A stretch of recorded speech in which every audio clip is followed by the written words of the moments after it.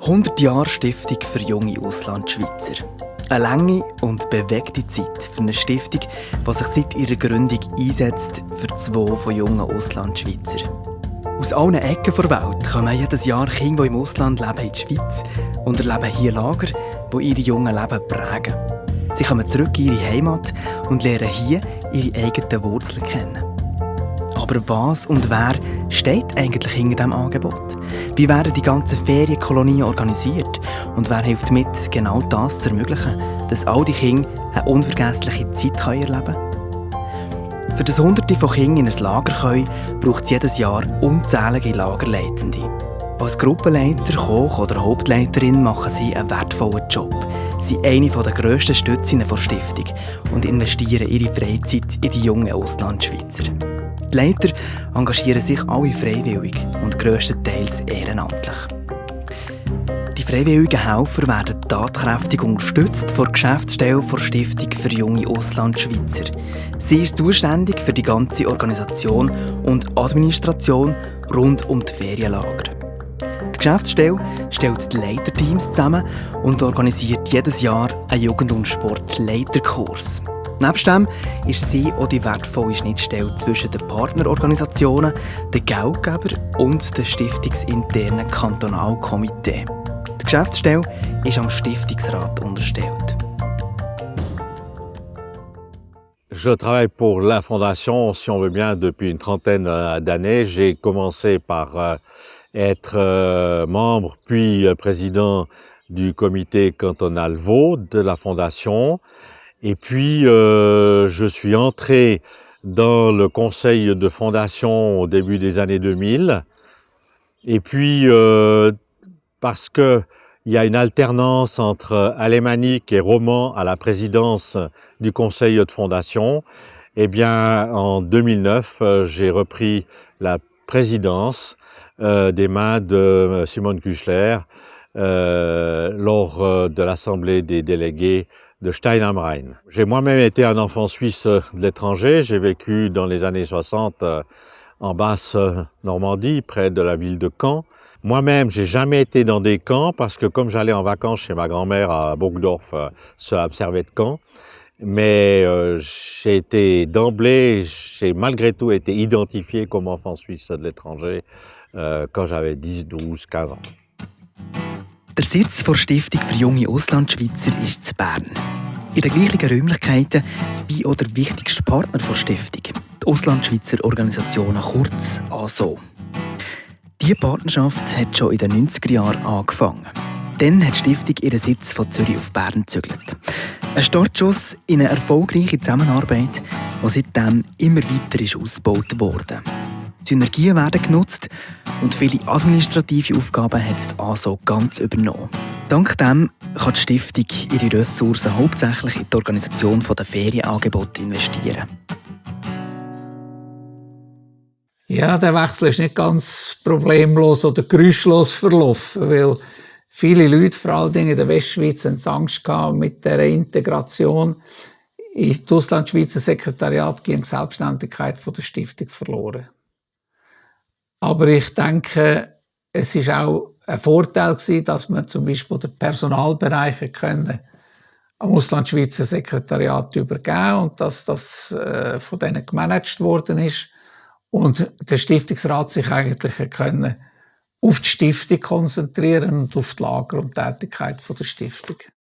Ein wichtiger Bestandteil der Stiftung für junge Auslandschweizer sind seit Jahrzehnten die Lagerbesuche vom Stiftungsrat. Der Stiftungsrat will sich nämlich nicht nur hinter verschlossenen Türen treffen, sondern den direkten Kontakt mit den Kindern suchen und so einen lebenden Einblick haben in die Ferienlager. Also meine Lagerbesuche sind immer sehr positiv gewesen. Man hat das Gefühl, die Kinder sind sehr offen und man hat mit denen gegessen. Oder? Da ist eins gesessen, rechts ist eins gesessen, links ist eins gesessen. Man hat mit denen geredet. Sie sind happy, wenn man Englisch geredet hat mit ihnen oder vielleicht einmal Französisch und so weiter. Und ich muss sagen, das sind für mich immer Höhepunkte gewesen, genau gleich wie der Besuch beim Bundespräsidenten oder bei der Bundespräsidentin. Im Jahr 1917 ist die Stiftung für junge Auslandschweizer unter dem Namen Schweizer Hilfe gegründet worden. Die Vision und das Ziel war, die Schweizer Kinder aus Krisengebieten in die Schweiz zu holen. Die Kinder sind dann zumal in der Schweiz bei Familien daheim untergebracht worden und so haben sie sich vom Erlebten im Krieg erholen. In den 30er Jahren sind schliesslich die ersten Ferienlager durchgeführt worden. Zum Beispiel die traditionelle Schweizer Reise und dort Skilager und Sommerlager. 1939 sind wir, meine Schwester und ich, in der Diablerei in einem Lager oder Ferienlager. Jeden Tag haben wir einen Ausflug gemacht, manchmal den ganzen Tag, je nach Wetter. Und am Abend, das war so schön, die Reunion. Da hat man gesungen und sich gefreut und das Klavier spielen und viele Lieder haben wir auch gelernt dort. Wir sind dort von Straßburg gefahren, das war im Juli und nachher unterdessen, ich glaube am 1. September oder so, ist der Krieg ausgebrochen und dann ist es in Grenzen zugegangen und dann haben wir nicht mehr heim können. Und dann hat man zuerst nicht gewusst, was sie machen mit uns, oder? Und dann hat es nachher geheißen, wir kommen nach Saint-Georges im Waadtland. Saint-Georges-sur-Gimel. Am Anfang haben wir auch wieder so viele Ausflüge gemacht und so weiter. Schlussendlich, weil es ja länger gegangen ist, haben sie uns aufgenommen in der Schule dort. Also im Ganzen waren wir 14 Monate gewesen. Und da hat es also so zwei Klassen gehabt. Die kleineren und die grösseren. Aber mir hat es sehr gut gefallen. Nach dem Ende des Zweiten Weltkriegs war die Unterstützung von Schweizer Kindern aus Not- und Krisengebieten nicht mehr nötig gewesen. Auch die Nachfrage von Platzierungen in Familien ist in dieser Zeit zurückgegangen. Gleichzeitig hat aber ein anderer wichtiger Stiftungszweck ganz eine neue Bedeutung bekommen. Die jungen Auslandschweizer sollen ihre eigenen Wurzeln lernen kennen. Etwas lernen über die Schweizer Geschichte und die Geografie hautnah erleben. Alles in allem mit dem grossen Ziel, eine Beziehung aufzubauen zu ihrem Heimatland. My name is Anya and I'm 13 years old. I live in an island in Indonesia called Bali. I came to this camp because a friend of mine, she was talking to me about it and she suggested it to me, so then my parents looked into it and then they said that I could go. My name is Ernest. I like it. It's funny here. There is very fun things and I meet some good friends. We play here and we have yummy food and all sorts. It's so very good here. I like it. So I'm Gabriella Velti. I am 13 years old and I'm from Turkey. Well, I really like it here. It's really nice and all the people are also really nice. And I made a lot of new great friends. So. Heute werden jedes Jahr 10 Lager durchgeführt. Davon 9 Sommer- und 1 Winterlager. Dass genau das überhaupt möglich ist die Stiftung auf Hilfe angewiesen. Über 100 freiwillige Helfer, Lagerleitende und auch Köchinnen und Köche sind immer wieder am Start. Die Lagerteams bestehen aus Studenten, Rentner, Zivis oder auch ehemaligen Teilnehmern. Nur so ist es jedes Jahr möglich, fast 400 jungen Auslandschweizer Kinder ihre Schweizer Heimat näher zu bringen. Also ich bin Steffi, bin 24. Ich bin jetzt hier Lager leiten, weil ich selber als Kind immer gerne in die Lager bin. Und das war für mich das Highlight. Ich bin 4-mal in einem SIAS-Lager. Und ich war fast traurig, als ich mit 12 in die Schweiz zurückgekommen bin und nicht mehr Auslandschweizer war, weil ich nicht mit Lager konnte.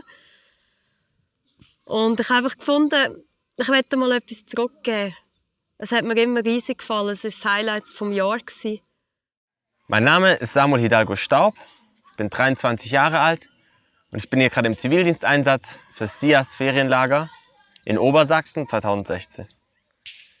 Ich glaube, ich habe eine sehr gute Zeit hier als Zivildienstleistender. Es ist manchmal eine Herausforderung mit den Kindern, aber man hat auch wunderschöne Momente.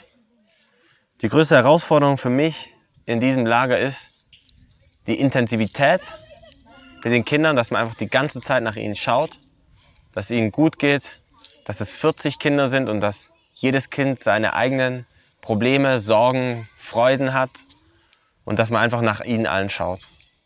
Die schönste Freude für mich ist, wenn 5 Kinder zu mir kommen, alle das Gleiche wollen, uns alle gleichzeitig fragen. Das ist für mich die schönste Freude. Und eine weitere Freude ist natürlich, wenn sie ganz spontan alle um einen rumstehen, lachen, so halb wissen, was los ist. Das sind die guten Momente. Dass die Ferienlager überhaupt möglich sind, ist die Stiftung für junge Auslandschweizer angewiesen auf Subventionen vom Bund und auch private Spenden. Und die Stiftung hat mehrere Kantonal- und Regionalkomitees, die ihren eigenen Regionen Sponsoren suchen. So werden Ausflüge gesponsert oder Lagerhäuser zur Verfügung gestellt. Oder auch Patenschaften für einzelne Lagerteilnehmer übernommen. Seit 5 Jahren präsidiere ich das Kantonalkomitee Graubünden von der Stiftung Junge Auslandschweizer.